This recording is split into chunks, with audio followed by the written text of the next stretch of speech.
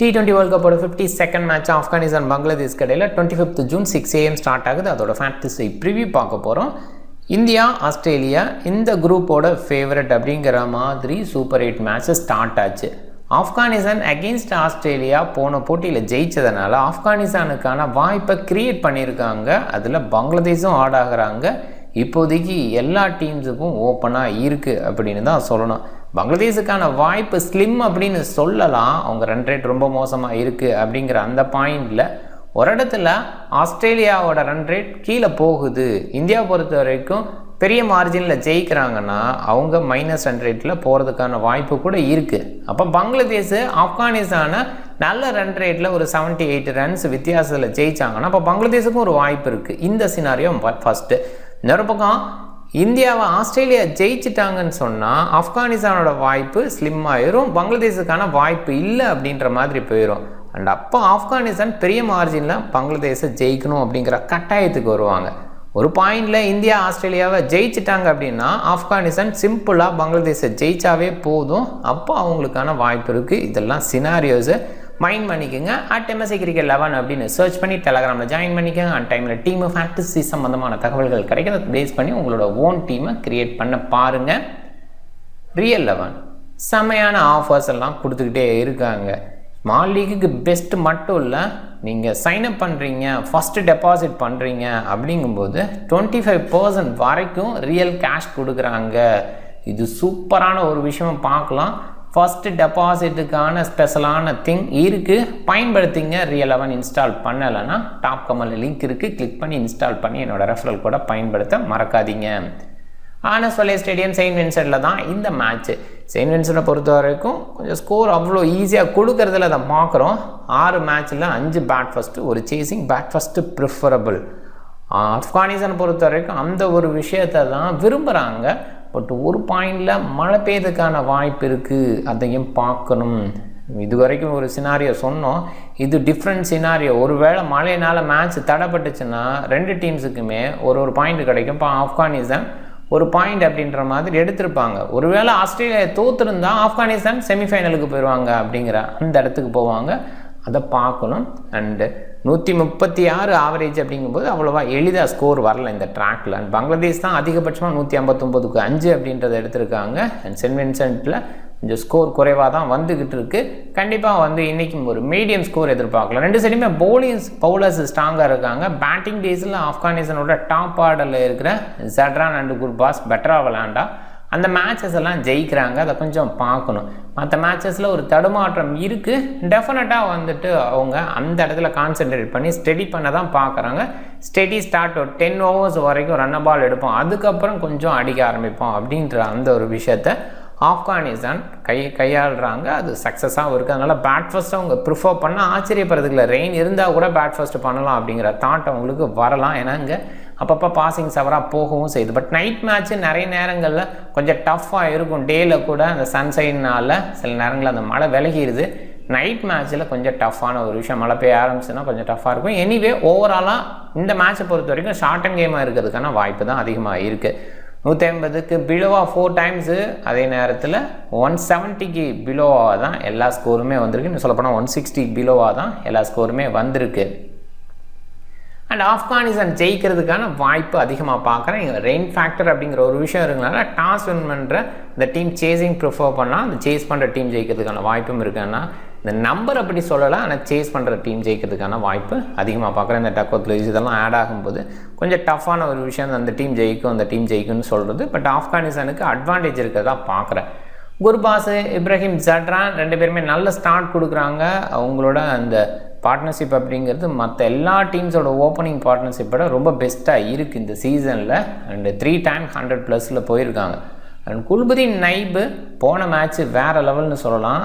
கிட்டத்தட்ட பிராவோ கூடு விட்டு கூடு பாஞ்சு போன மாதிரி இருந்தது. அந்த மாதிரி ஒரு பவுலிங்கு எண்டில் கொடுத்தாரு. விக்கெட் டேக்கிங்கில் கலக்குனார். கேம் அப்படியே ஆப்கானிஸ்தான் சைடு கொண்டு வந்தார் அகெயின்ஸ்ட் ஆஸ்திரேலியா. ஸோ அண்ட் அந்த வகையில் கண்டிப்பாக இன்னுமே கான்ஃபிடென்ட் இருக்கும். இந்த மாதிரி ட்ராக்ஸில் அவரோட பவுலிங் ரொம்பவே சூப்பராக இருக்கும், அதில் டவுட்டே கிடையாது. நைபு, நவீன், கம்மின்ஸு இந்த மாதிரி பவுலர்ஸுக்கு டெஃபினட்டாக எடுத்து கொடுக்கக்கூடிய ட்ராக்காக தான் இனிமேல் வெஸ்ட் இண்டீஸில் கிட்டத்தட்ட எல்லா மேட்சஸ் எல்லா கிரவுண்ட்ஸுமே அப்படி தான் சொல்லணும். நான் டவுன் ஆக வேரியேஷன் கொடுக்குற பவுலர், ஸ்லோயர் பவுலர், அந்த லென்த்து கரெக்டாக வைக்கிற பவுலர்ஸுக்கு விக்கெட் விழுவோம். ஒமர் சாய் பொறுத்த வரைக்கும் டீசெண்ட் ஆல்ரவுண்டர். அவரை பொறுத்த வரைக்கும் ரீசெண்டாக பார்க்கும்போது இந்த பிகின்னிங்ஸ் அப்படிங்கிறது வர மாட்டேங்குது. ஆனால் குவாலிட்டி உள்ள பிளேயர் தான். நிறைய பக்கம் செலக்ட் ஆகிறது அண்ட் அந்த மாதிரி இடத்துல ஒரு ப்ரெஷர் ஃபீல் பண்ணுறாரு. பெட்டர் இன்னிங்ஸ் விளையாடணும், குயிக்காக ஆடணும் அப்படிங்கிற அந்த தாட்டில் போகுது, தப்பாக போகுது. டெஃபினட்டாக அவரோட பேசிக்ஸை ஃபாலோ பண்ணாவே போதும். ஒமர் சாய் அதை பண்ண மாட்டேங்கிறாரு. கண்டிப்பாக டீசெண்ட் ஆல்ரவுண்டர். நபி இன்றைக்கி பெரிய ரோல் இருக்குன்னு தோணலை, பார்க்கணும். அண்ட் டீசெண்டான ஆஃப் பிரேக் பவுலிங் கொடுக்க முடியும் சில நேரங்களில். கரீம் ஜானட்டோட அந்த ரோல் ரொம்பவே இம்பார்ட்டன்ட். போன மேட்ச் ட்ராப் பண்ணாங்க, போன மேட்ச் இருந்தார், அதுக்கு முன்னாடி மேட்ச் ட்ராப் பண்ணாங்க. என்னை பொறுத்த வரைக்கும் தப்பான ஒரு விஷயம் தான். ஏன்னா கரீம் ஜானட்டு எண்டில் சூப்பர் ஃபினிஷ் கொடுக்க முடியுது. நஜிபுல்லா ஜாடன் அந்தளவுக்கு கிரேட்டாக இல்லை. முன்னாடி அவர் தான் ஃபினிஷ் பண்ணி கொடுப்பார், குயிக்காக ஆடுவார் அப்படின்ற அந்த இடம் இருந்தது. பட் ரீசெண்ட் டேஸில் அந்த ஃபார்ம் அவர்கிட்ட இல்லை. கரீம் ஜானட்டு தான் அதை கொண்டு வர முடியுது. பவுலிங் பேஸ்லேயும் எண்டு ஓவரில் சூப்பராக வீசுவார், அது பார்க்குறோம். ஆனால் அவர் அவ்வளோவா பயன்படுத்தாமல் இருக்காங்க அப்படிங்கிறதும் இருக்குது. கரோட்டி சூப்பரான பவுலர், லெஃப்ட் ஆம் ஆர்த்தடாக்ஸு. இன்னும் சொல்லப்போனால் இங்கே இருக்கிற ஸ்பின்னர்ஸ் யூனிட்டு பயங்கரமாக இருக்கிறதுனால கரோட்டிக்கான வாய்ப்பு இல்லாமல் இருந்தது. டீசெண்ட் ஆல்ரவுண்டர்னு கூட சொல்லலாம். அந்த வகையில் இன்றைக்கி அவருக்கு வாய்ப்பு கிடைக்கும்னு நம்புகிறேன். ரஷீத் கான், நூர் அகமது, நவீன் உல் ஹக் அண்டு ஃபர்ஷாத் ஃபரூக்கி இவங்களோட பவுலிங்கெல்லாம் ரொம்பவே கிரேட்டாக இருக்குது.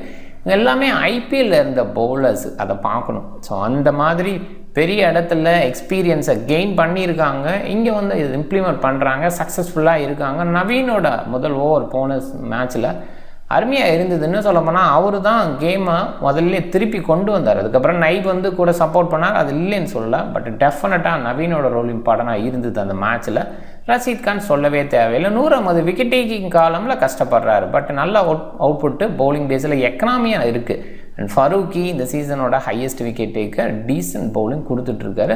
அந்த கன்சிஸ்டன்ட் இருக்குது. ஒரு சில மேட்சஸில் டவுன் ஆகிருக்காருன்னு சொல்லப்போனால் போன மேட்ச் கஷ்டப்பட்டார், அதுக்கு முன்னாடி மேட்ச் செம்மையாக பண்ணார், அதுக்கு முன்னாடி மேட்ச் கஷ்டப்பட்டார், அதுக்கப்புறம் மற்ற எல்லா மேட்சஸுமே சக்ஸஸ்ஃபுல்லாக இருந்திருக்காரு.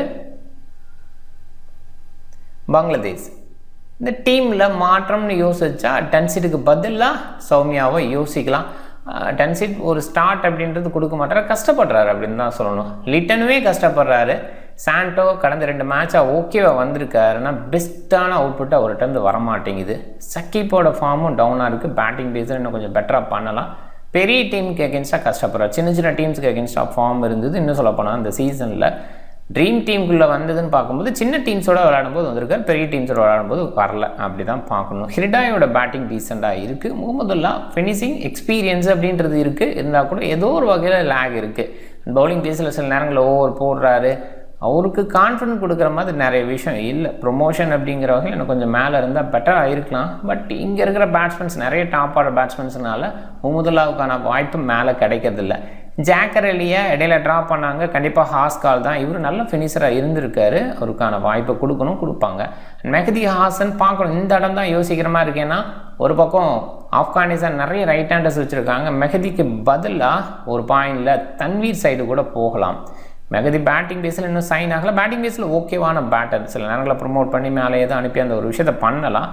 இல்லை டஸ்கின் சைடு போகலாம். கண்டிப்பாக வந்து டஸ்கின் ஒரு நல்ல பவுலிங் கொடுப்பார் அப்படிங்கிறதும். ஆப்கானிஸ்தான் ஸ்பின்னர்ஸை ஹேண்டில் பண்ணுறத விட பேசர்ஸை ஹேண்டில் பண்ண கஷ்டப்படுவாங்க. ஸோ அந்த இடத்துல டஸ்கின் வந்துட்டு மெஹதி வெளியில் தள்ளலாம். மெஹதி பவுலிங் பேஸில் ரொம்பவே சூப்பராக இருந்தது, எக்கனாமியாக நல்லா பண்ணார். விக்கெட் டேக்கிங்கில் இது வரைக்கும் வரல, இருந்தாலும் அந்த இடத்துல டஸ்கினை உள்ளே கொண்டு வர வாய்ப்பு இருக்குது. ரிசார்ட் ஹுசைன் இந்த டீமுக்கு சூப்பர் ஃபைண்டாக சொல்லலாம். பங்களாதேஷ் ரொம்ப நாளாக லெக்கியை தேடிட்டு இருந்தாங்க. வேர்ல்ட் கப் ஸ்டேஜில் இவரோட சைனை ஷோ பண்ணுறாரு. அண்டு ஹிட்டிங் பேஸ்லேயும் நல்ல ஹார்டு ஹிட்டிங் இருக்குது, அதனால் சில நேரங்களில் ப்ரொமோட்டும் பண்ணுறாங்க, அதை மைண்ட் பண்ணிக்கிங்க.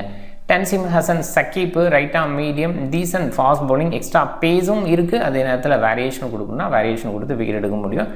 சொல்லப்போனால் இந்த டீமுக்கு பெஸ்ட் விக்கெட் டேக்கராக ஹுசைன் அண்டு டன்சிம் ஹசன் தான் இருக்காங்க.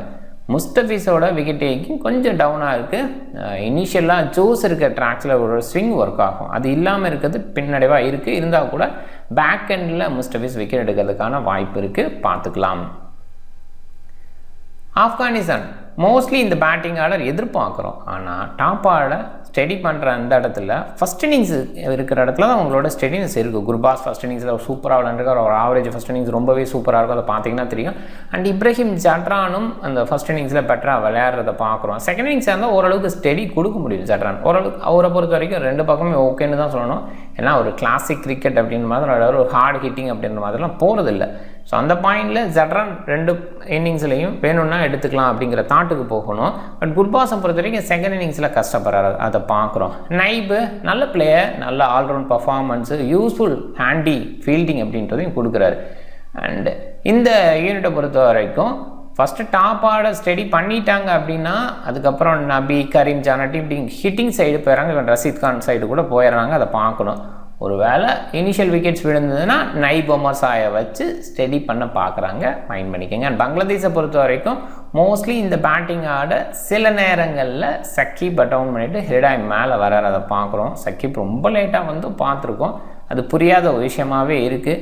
நல்ல பெரிய டீம்ஸோடலாம் சக்கீப் பதுங்குற மாதிரியும் ஃபீல் ஆகுது. அகெயின்ஸ்ட் ஆப்கானிஸ்தான் கொஞ்சம் மேலே வர வாய்ப்புன்னு தான் நான் பார்க்குறேன். பவுலிங் பேஸில் யோசிக்கும் போது நிறைய ஆப்ஷன் ஆப்கானிஸ்தான் சைடு இருக்குது. கரீம் ஜானட் கூட ஒரு டீசென்ட் ஆப்ஷன். போன மேட்ச் பவுல் பண்ணலை, ஓப்பனர்ஸ் 2 பேரும் மட்டும்தான் பவுல் பண்ண மாட்டாங்கன்னு நம்புகிறேன். அதர்வைஸ் மற்ற எல்லாருமே பவுல் பண்ணுவாங்க. இங்கே கரீம் ஜானட்டுக்கான வாய்ப்பு போன மேட்ச்சில் கொடுக்காதனால கொடுக்க மாட்டாங்கன்னு நினைக்கிறேன். பாசிபிளாக லெஃப்ட் ரைட்டு காம்பினேஷன் இந்த மாதிரி இருக்கனால கரோட்டி சைடு பாசிபிளாக கரோட்டி எடுத்துன்னு மறுபடியும் அந்த இடத்துல ஒரு பாயிண்டில் ஒரு பேஸஸ் சைடு மூவ் பண்ணணுன்னா மூவ் பண்ணலாம், அதை பார்க்கணும். ஏன்னா வந்து நிறைய லெஃப்ட் ஹேண்டர்ஸ் இருக்கும்போது ஒரு லெஃப்ட் ஆர்ம் ஆர்த்தராக்ஸு அப்படி தேவையில்லைன்னு யோசிக்க வாய்ப்பு இருக்குது. ஸோ அதை பார்த்துக்குங்க.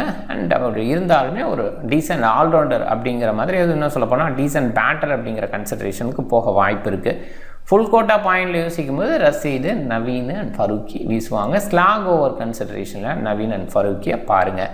பங்களாதேஷை பொறுத்தவரை இங்கே ஆப்ஷன் அதிகம்தான். எங்கேயுமே இங்கே சக்கிபல், முகமதுல்லா, பாட்டமில் 4, மொத்தமாக 6 பவுலர்ஸ் ஆப்ஷன் அப்படிங்கிற மாதிரி போவாங்க. இதில் ஃபுல் கோட்டா அப்படிங்கிற இடத்துல சக்கீப்பு, முஸ்டபிஸ் இருப்பாங்க. மெஹதியோட ஃபுல் ஓவர் கோட்டாவும் இருக்குது. நிறைய ரைட் ஹேண்டர்ஸ் இருந்தால் கூட இவரோட ஆம் பால்ஸ் இருக்கும், அதை நம்ம பார்க்குறோம். ஸோ அதே நேரத்தில் ஆஃப் பிரேக் பவுலிங் ஓரளவுக்கு கண்ட்ரோலாக லென்த் வீசுறதுனால எக்கனாமியாக போட முடியும். ஸோ அந்த வகையில் டெஃபினட்டாக எதிர்பார்க்குறோம். இல்லை மெஹதிக்கு பதிலாக வேறு யார் வரப்போகிறாங்க அப்படி இருக்கிற மாதிரி இருந்தால் ஒரு லெஃப்ட் ஆர்ம் ஆர்த்தராக்ஸ், தன்வீர் இந்த மாதிரி வரலாம். அவர் நல்லா பவுலிங் பண்ணுவார், அதையுமே மைண்ட் பண்ணிக்கிங்க. ஸ்லாகில் சக்கீப் அண்டு முஸ்டபிஸை எதிர்பார்க்குறோம். அந்த எக்ஸ்பீரியன்ஸு. இன்னொரு பக்கம் விக்கெட் டேக்கிங். பிக் பேஸில் யோசிக்கும் போது டாப் பிக்கில் குர்பாஸ் இருக்கார். சூப்பர் பர்ஃபார்மன்ஸு சில நேரங்களில் கொடுக்குறாரு அப்படின்னு பார்க்குறோம். குறிப்பாக ஃபஸ்ட் இன்னிங்ஸில் ரஷீடோட ஆல்ரவுண்ட் பர்ஃபார்மன்ஸ் எதிர்பார்க்குறோம். ரிசர்வ் ஹுசைனோட ஆல்ரவுண்ட் பர்ஃபார்மன்ஸ் இருக்குது. அதனால் அவங்க டாப் 3 பிக்கில் இருக்காங்க. நம்ம டவுன் பிக்கில் யார் கொஞ்சம் பெஸ்ட்டாக பண்ண முடியும்? மெஹதி பிளேஸில் ஒரு இடத்துல தன்வீர் வந்தால் அவர் நல்ல சாய்ஸ். மெஹதியுமே decent choice. இது வரைக்கும் விக்கெட் எடுக்கலாம். ஆனால் சில நேரங்களில் இந்த எக்ஸ்ட்ரா பேஸோட ஃபாஸ்ட் பவுல் மாதிரி போடுவார். ஸ்பின்னர் தான் இருந்தால் கூட இந்த நியூ பால் அப்படிங்கிற இடத்துல கொஞ்சம் எக்ஸ்ட்ரா பேஸோட போடக்கூடிய எபிலிட்டி இருக்குது. அது சில நேரங்களில் குர்பாஸ் மாதிரி பிளேயரை பாதிக்கும். அவர் ஸ்பின்னருக்கு எகென்ஸ்டாக கஷ்டப்பட்டிருக்கார். பவர் பிளேயில் போட வைக்கும்போது நிறைய சப்கான்டினென்ட் பிளேயர் ஸ்பின்னர்ஸை பெட்டராக விளையாடுவாங்க. குர்பாஸ் இனிஷியலாக ஸ்டடி பண்ணிட்டா டெஃபினட்டாக நல்லா விளையாடக்கூடிய பிளேயர் தான், அதில் டவுட்டே கிடையாது. பட் நியூ பாலில் ஸ்பின்னர் போடும்போது சில நேரங்களில் தடுமாறி இருக்கா, குறிப்பாக லெஃப்ட் ஆர்ம் ஆர்த்தராக்ஸ் போடும்போது. ஸோ அந்த பாயிண்டில் தான் பாசிபிளாக ஒரு லெஃப்ட் ஆர்ம் ஆர்த்தராக்ஸ் இன்க்ளூட் பண்ணுவாங்களா. இன்னொரு பக்கம் சக்கீப் வந்து நியூ பால் எடுத்து வீசலாம் அகெயின்ஸ்ட் குர்பாஸ் அப்படின்ற அந்த எதிர்பார்ப்பும் இருக்குது. நூர் அகமது பவுல் பண்ணுவார் அப்படின்ற பட்சம் நிறைய ஓவர் வீசினா ஒரு அன்ஆர்த்தராக்ஸ் ஸ்பின்னர், நிறைய லெஃப்ட் ஹேண்டர்ஸ் இருக்காங்க அப்படிங்கிற ஆங்கிளில் நூர் அகமதோட அந்த அவுட்புட் வரலாம்.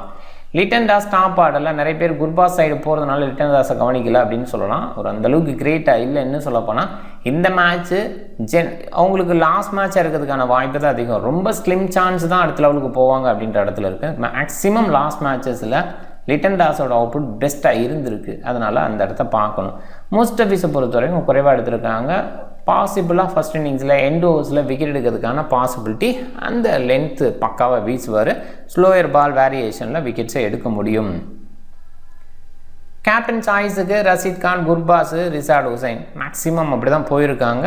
அண்டு ரிஸ்க் எடுக்கணுன்னா நைபு, சக்கீப்பு, நவீன் இவங்க ஆப்வியஸாக இந்த ட்ராக்ஸுக்கு பெஸ்ட்டுன்னு சொல்லலாம். சக்கிப் அல் ஹாசன் நிறைய ரைட் ஹேண்டர்ஸ் ஆப்கானிஸ்தான் சைடு இருக்கும்போது அவரோட பவுலிங் சிறப்பாக இருக்க வாய்ப்பு இருக்குது. இது வரைக்கும் விக்கெட் டேக்கிங்கில் பெஸ்ட்டாக இல்லை. இன்றைக்கி அவர் உள்ளே வர வாய்ப்பு அண்ட் பேட்டிங் பேஸ்லேயும் டீசன்ட் அவுட்புட் கொடுக்க முடியும். அந்த இடத்துல சக்கீப் நல்ல சாய்ஸு. நான் இப்போ போன மேட்ச் விக்கெட் எடுத்தார். பெரிய டீம்ஸுக்கு எகென்ஸ்டாக அவுட்புட் சூப்பராக இருக்குது. சொல்ல போனால் வெஸ்ட் இண்டீஸுக்கு எகென்ஸ்டாக 2 விக்கெட் எடுத்ததை பார்த்தோம். ஆஸ்திரேலியாவுக்கு எகென்ஸ்டாக போன மேட்ச் 4 விக்கெட் எடுத்தார். இந்த மாதிரி இடத்த பயன்படுத்திக்கிறார். நவீனோட பவுலிங் ஆப்வியஸாக சூப்பராக இருக்கும். இந்த ட்ராக் சூட்டபிள் ட்ராக் அப்படின்னே சொல்லலாம். அதனால் இவங்க 3 பேரையும் ட்ரை பண்ணுங்கள். டீம் பாருங்கள். Captain Sakib, vice captain Rashid Khan. 2 பேருமே ஃபுல் கோட்டா வீசுறதுக்கான வாய்ப்பு அதிகமாக இருக்குது. அண்ட் பேட்டிங் பேஸில் 2 பேரும் சிறப்பாக பண்ண வாய்ப்பு இருக்குது. அந்த பேஸில் ட்ரை பண்ணுறேன். Sakib, Rahman, Farooqi, Naveen, Rishad Hossain, Omarzai all round performance. மற்ற எல்லாருமே 4 ஓவர் வீசுறதுக்கான வாய்ப்பு. இந்த மாதிரி ட்ராக்ஸுக்கு 2 அண்டர்டாக்ஸ் டீம். அண்டர்டாக்ஸ்னு இனிமேலும் ஆப்கானிஸ்தானை சொல்லணுமா? போன மேட்ச் நம்ம சொல்லிகிட்டு இருந்தோம். நான் வீடியோ போகிறதுக்கு முன்னாடி பேசிகிட்டு இருந்தேன் ஃப்ரெண்டுக்கிட்ட. நான் அண்டர்டாக்ஸ்ன்னு அழுத்தி சொன்னால் ஆப்கானிஸ்தான் ஜெயிச்சிருவாங்க, ஆஸ்திரேலியா தோற்றுருவாங்கன்னு. நீங்கள் வீடியோவில் சொல்லுங்கள் பார்க்கலாம் அப்படின்னு சொன்னார். கடைசியில் பார்த்தா அதே மாதிரி நடந்துருச்சு. அது ஃபன்னாக பேசிக்கிட்டோம், அது நடந்துச்சு. எனிவே இப்போ அண்டர்டாக்ஷன்லாம் சொல்ல முடியாதுங்கிற அளவுக்கு ஆஸ்திரேலியாவை செஞ்சுட்டாங்க. இன்னும் சொல்லப்போனால் 50 ஓவர் வேர்ல்ட் கப்லேயே ஆப்கானிஸ்தான் ஜெயிக்க வேண்டியது தான். மேக்ஸ்வெலோட அந்த பெரிய இன்னிங்ஸ் அப்படின்றத பார்த்தோம். அந்த இடத்துல ஆரம்பத்தில் என்ன மாதிரி விஷயத்த பண்ணாங்க? சொல்லப்போனால் ஆப்கானிஸ்தானை ஹேண்டில் பண்ண முடியாமல் ஆஸ்திரேலியா தடுமாறுறாங்க அப்படின்றத ஒத்துக்கிட்டு தான். நிறைய மேட்சஸ் விளையாடுறதில்ல, அதனால் அவ்வளோவா டெஸ்ட் ஆகலை. ஆனால் கண்டிப்பாக ஒரு சீரியஸ் வைக்கிறாங்கன்னா ஆஸ்திரேலியா டவுன் ஆக வாய்ப்பு இருக்குது. அந்த மாதிரி ஆப்கானிஸ்தானோட போலர்ஸுக்கு அவங்க கஷ்டப்படுறாங்க, அதை பார்க்குறோம். எனிவே இந்த 2 டீமும் பவுலிங் பேஸில் ஸ்ட்ராங்காக இருக்காங்க. பேட்டர் பேஸில் பெஸ்ட்டாக இவங்க விளையாடுவாங்க, அவங்க விளையாடுவாங்கன்னு பங்களாதேஷும் ஷோ பண்ணல. அண்ட் ஆப்கானிஸ்தானில் குர்பாஸ் அண்ட் ஜட்ரான் தான் ஷோ பண்ணியிருக்காங்க. நைபு சில நேரங்களில் டாப்பில் ஓகேவாக இருந்திருக்காரு, ஆனால் பெஸ்ட்டாலாம் இல்லை. இந்த மாதிரி இடத்துல யோசிக்கும் போது பவுலர் பேஸில் போகிறது பெட்டர். அதனால் இந்த டீம் எடுத்திருக்கேன். நீங்கள் டிஃப்ரெண்ட் டீமை ட்ரை பண்ணுங்கள். இந்த வீடியோ பிடிச்சிருந்தா லைக் பண்ணுங்கள், உங்கள் ஃப்ரெண்ட்ஸுங்களுக்கு ஷேர் பண்ணுங்கள். சேனலை சப்ஸ்கிரைப் பண்ண மறக்காதீங்க. மிக்க நன்றி.